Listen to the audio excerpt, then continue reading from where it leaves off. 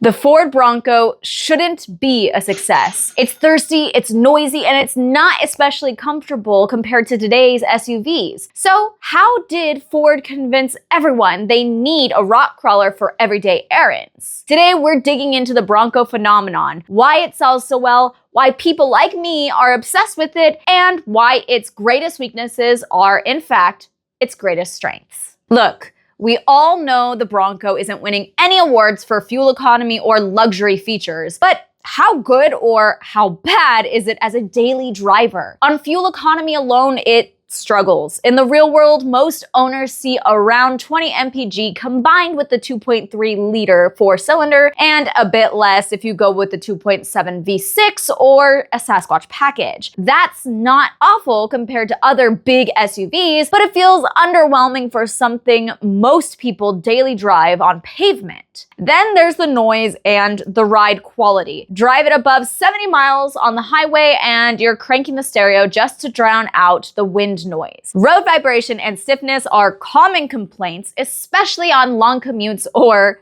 family road trips. But compared to Ford's more road-focused SUVs, it still feels a little basic. And in parking lots, that big swing gate makes tight spaces a little bit of a headache. But the reality from the driver's seat is different. For me and a lot of other owners, it's actually better than you'd expect. The base 2.3 liter has plenty of power, and yeah, you'll hear some road noise, but most of us see that as a trade-off, not a deal breaker. And sure, you'll hear gripes about plastics in the interior or the price tag, but at the end of the day, most owners would buy another one in a heartbeat. But if the Bronco feels a little compromised as a daily driver, that's because it was never designed to be the best commuter vehicle. They built it to go toe-to-toe with Jeep, a rivalry that started with the very first Bronco. The original Bronco came with a removable roof, more power, and suspension that was far less punishing than bare-bones Jeeps at the time. Fast forward to today, you can see that DNA baked into the new Bronco. Compared to the Wrangler, the Bronco's independent front suspension and rack and pinion steering make it far more composed on the highway.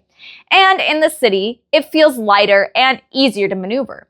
Jeep's solid front axle is fantastic for crawling over rocks, but it compromises highway manners in the ways that a Bronco doesn't. The same goes inside. The Bronco's cabin is more spacious with wide seats, lots of headroom, and a generally more family-friendly vibe. The Wrangler feels tighter, more upright, and less forgiving on long trips, and there are the little design choices that show Ford was thinking about daily livability. Frameless door windows make the opening bigger and improves visibility. The doors come off quicker, and because the mirrors are mounted on the body, you keep them even with the doors gone. Side curtain airbags? Bronco has offered them since launch, something Jeep didn't add to the Wrangler until the 2024 model year. We don't know if that was already on Jeep's roadmap, but the timing makes it feel a little like Bronco set the bar. And while Jeep still lets you fold down the windshield, Ford chose to prioritize safety and cabin comfort instead. And there are just some things the Bronco does better than Jeep. For example, lockers that can be used in 4-high without extra workarounds, a more intuitive aux panel with 6 switches instead of Jeep's 4, quick release fenders, and a full surround view camera system with tire guides.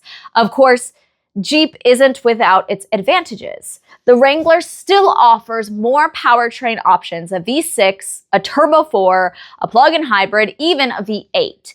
Its live front axle still gives it the edge in extreme off-road situations, and Jeep's pricing undercuts Ford at the base level. For pure off-road cred and drivetrain variety, the Wrangler still holds its ground. But for families or anyone who wants a rig that's easier to live with day to day, the Bronco makes a compelling case. At the same time, it still needs to hold its own off-road. That's the strategic decision Ford made. Trade a little ultimate off-road purity for a vehicle that could win back buyers who had long defaulted to Jeep. And you can see this philosophy baked into the Bronco's engineering. Removable doors and roof panels are awesome for open-air adventures, but every panel you can take off is another place for noise, vibration, and harshness to seep in. Compared to a sealed crossover, the Bronco is louder, draftier, and less refined. That's the price of freedom, and Ford clearly decided it was worth paying. And that's the key insight. The Bronco feels compromised on-road because it was designed to excel off-road. But here's where it gets interesting. How many Bronco owners actually take advantage of all that capability? I doubt most Bronco owners are picking one up to take it to Moab or the Rubicon. They're buying it more for the style, for what it represents.